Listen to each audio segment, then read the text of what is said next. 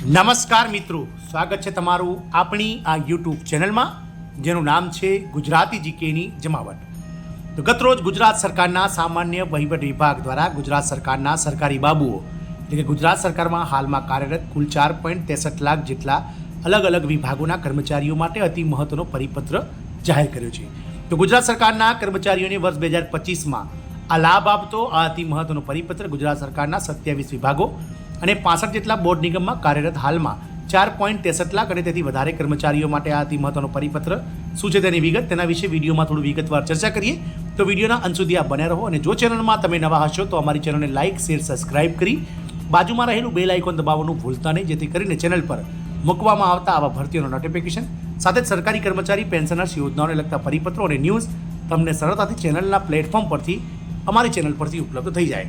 તો ગુજરાત સરકારના કર્મચારીઓ માટે ગતરોજ ગુજરાત સરકારના સામાન્ય વહીવટ વિભાગ દ્વારા અતિ મહત્વનો પરિપત્ર જાહેર કરવામાં આવ્યો હતો, જેમાં ગુજરાત સરકારના વિવિધ 27 વિભાગો 65 જેટલા બોર્ડ નિગમમાં કાર્ય કરતા હાલમાં કાર્યરત એવા લાખો કર્મચારીઓ માટે વર્ષ 2025માં રજાઓના લિસ્ટને લઈ અને સરકાર દ્વારા અતિ મહત્વની જાહેરાત કરવામાં આવી છે.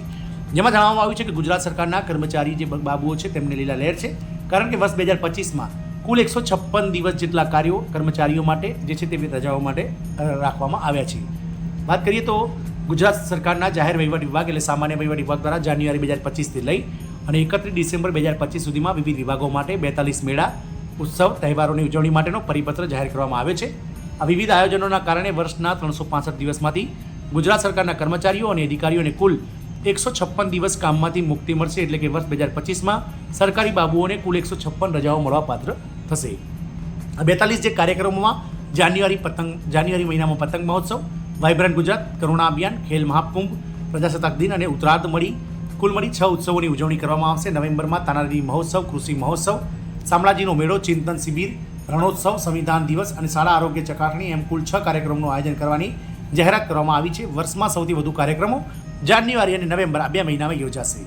ઉલ્લેખનીય બાબત એ છે કે એપ્રિલમાં એક પણ ઉજવણી કરવામાં આવશે નહીં. મે જુલાઈમાં એક કાર્યક્રમોનું આયોજન કરવામાં આવશે. આ કાર્યક્રમોના કારણે સરકારી વિભાગોમાં કામમાં અવરોધ આવશે. વર્ષ 2025માં વાર તહેવારની કુલ 42 રજાઓ જાહેર કરવામાં આવી છે. આ સાથે રવિવાર અને બીજા ચોથા શનિવારની રજા સીએલની ગણતરી કરવામાં આવે તો કુલ 156 રજાઓ દરેક કર્મચારીના ભાગે આવશે, એટલે કે કુલ મિત્રો 5 મહિનાથી 5.5 મહિના જેટલું વેકેશન આ કર્મચારીઓને મળશે. આ રજાઓના હક રજા અને માંગીની રજાઓની ગણતરી કરવામાં આવી નથી. આની ગણતરી કરવામાં આવે તો કુલ 209 દિવસ સરકારી કચેરીઓ ચાલુ રહેશે.